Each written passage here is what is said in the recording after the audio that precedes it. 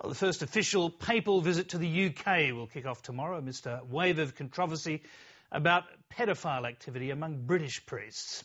Revelations have emerged that more than half of the Catholic clergy jailed for child abuse in England and Wales remain in the priesthood, with several receiving financial support from church authorities. Prime Minister David Cameron is asking the British public not to allow such issues to overshadow Pope Benedict's arrival and the broader messages he'll bring. Europe correspondent Emma Alberici. At Westminster Cathedral, preparations are underway for the first state visit by a pope to the UK. It's the day the country's 6 million Catholics have been looking forward to for some time. The Pope's visit to England is a really special occasion because for hundreds of years it was illegal to be a Catholic in this country.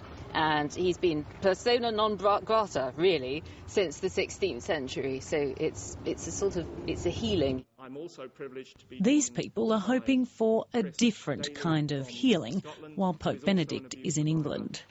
Why don't you give us truth, justice and accountability now?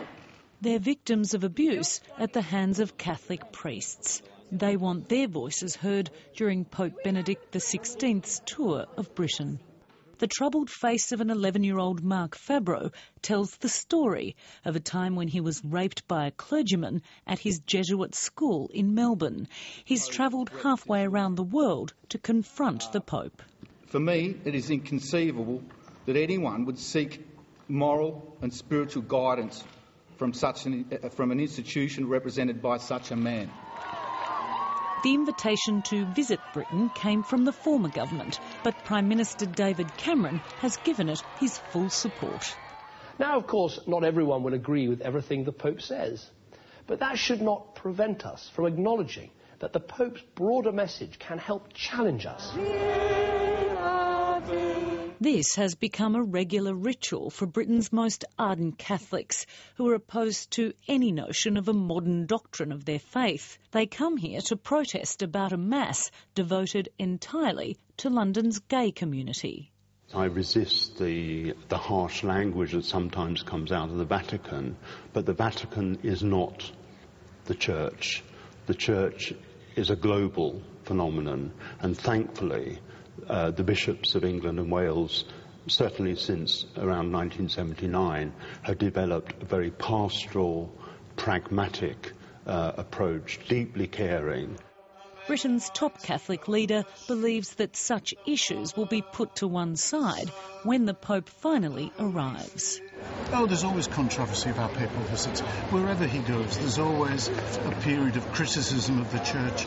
And then when he arrives, the sun comes out and those clouds disperse and people really take to him. And I'm sure here people will listen attentively to gracious words, to eloquent testimony to the goodness of faith in God and in Christ Jesus today.